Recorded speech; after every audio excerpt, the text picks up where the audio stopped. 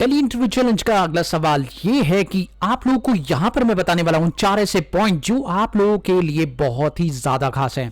अब ये 4 पॉइंट क्या हैं आप लोगों को जानना बहुत जरूरी है। अब इन 4 पॉइंट्स में से तीसरा और चौथा पॉइंट बहुत ज्यादा अमेजिंग होने वाला है। ये सारे पॉइंट्स आप लोगों को सेटिंग से रिलेटेड मिलेंगे, यानी अगर आप इनसे रिलेटेड सेटिंग्स अपनी टेली में पहले से करके रखते हैं तो आप लोगों को काफी सारे बेनिफिट्स मिल जाएंगे। अब ये क्या है, ये चारों पॉइंट्स क्या हैं, एक एक करके बात करते हैं। और तीसरा चौथा पॉइंट मिस मत करिएगा क्योंकि ये बहुत ही ज्यादा इंपॉर्टेंट हो जाएंगे आपके लिए।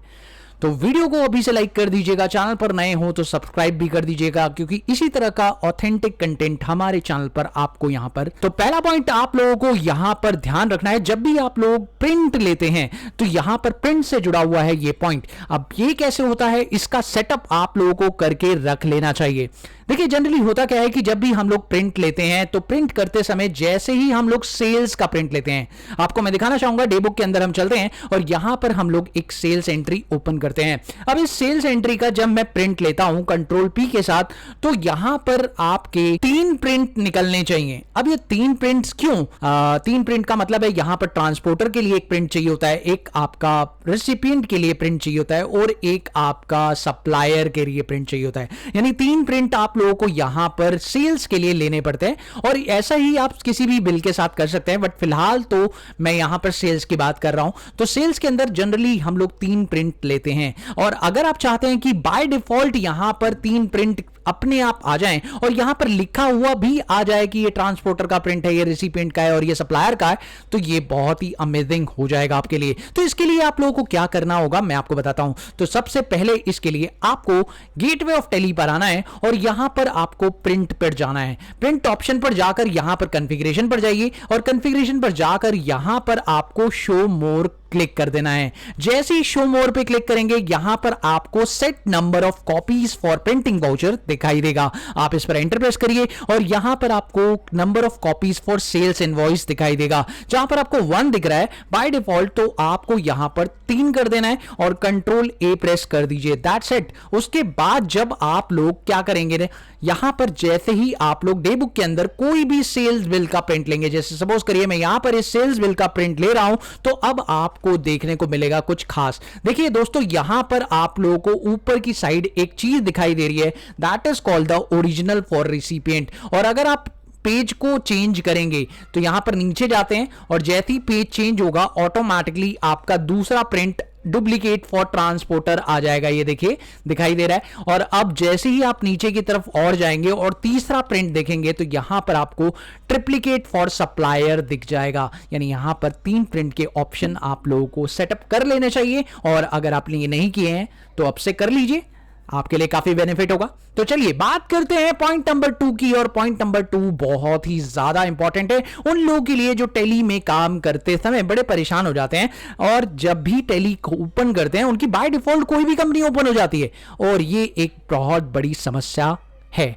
तो चलिए इस समस्या को सॉल्व करने के लिए सिंपली आपको जाना होगा यहां पर F1 पर। और जैसे ही आप F1 पर जाएंगे यहां पर आपको सेटिंग का ऑप्शन मिलेगा और यहां पर आपको स्टार्टअप का ऑप्शन मिल जाएगा, जहां पर आपको कंपनीज टू लोड का ऑप्शन दिखाई देगा जो कि पहले से 1 सिलेक्टेड हो रखा है और ये बाय डिफॉल्ट 1 सिलेक्ट हो जाता है। जैसे ही आप पहली बार कंपनी क्रिएट करते हैं तो ये अपने आप ही 1 सिलेक्ट कर लेता है और कोई भी कंपनी ये बाय डिफॉल्ट पिकअप कर लेता है। आपको क्या करना है, सिंपली आपको एंटर प्रेस करना है और यहां पर नो कंपनी सिलेक्ट कर देना है, यानी यहां पर एंड ऑफ लिस्ट कर देना है, कोई भी कंपनी सिलेक्ट ना हो, 0 कंपनी सिलेक्टेड। और जैसे ही आप अब टेली ओपन करेंगे तो अब आपके सामने कोई भी कंपनी बाय डिफॉल्ट खुली हुई नहीं मिलेगी। आप मेन स्क्रीन पर ही लैंड करेंगे जहां से आप अपने आप ही जो कंपनी आपको सिलेक्ट करनी है वो आप सिलेक्ट कर पाएंगे। तो ये ऑप्शन भी आपके लिए काफी ज्यादा अमेजिंग हो जाता है।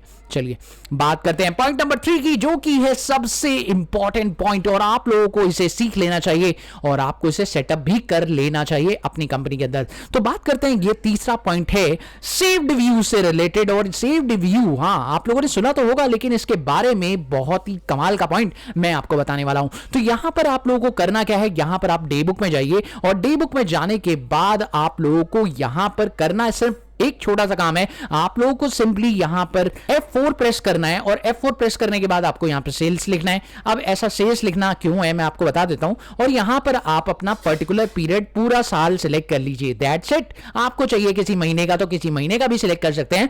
फिलहाल मैंने यहां पर पूरा साल सिलेक्ट कर लिया। ऐसा क्यों? क्योंकि सेल्स के काफी सारे बिल्स मुझे देखने पड़ते हैं और सेल्स मैंने पूरे साल में कितनी की है ये मुझे पता करनी है। तो मैं यहां पर पूरा साल सिलेक्ट कर लूंगा और सेल्स के लिए F4 प्रेस करके सेल्स वाउचर सिलेक्ट कर लूंगा। और अब इस व्यू को मैं सेव कर लेता हूं। कैसे सेव करेंगे? सिंपली Ctrl+L प्रेस करेंगे। जैसे ही आप Ctrl+L प्रेस करेंगे यहां पर डे बुक माई व्यू आ रहा है, लेकिन आपको इसकी जगह लिख देना है सेल्स वाउचर। सिंपल आप लिख दीजिए sales voucher for the full year. Sales entry, या आप सेल्स एंट्री भी लिख सकते हैं, sales entry for full year. That's it. और अगर आप ये लिख देते हैं ना तो आपके लिए काफी बेनिफिट हो जाएगा। और आपको जब भी आप लोग सेव व्यू से डायरेक्ट जाएंगे ना तो ऑटोमेटिकली सेल्स के सारे बिल पूरे साल के दिखाई देंगे।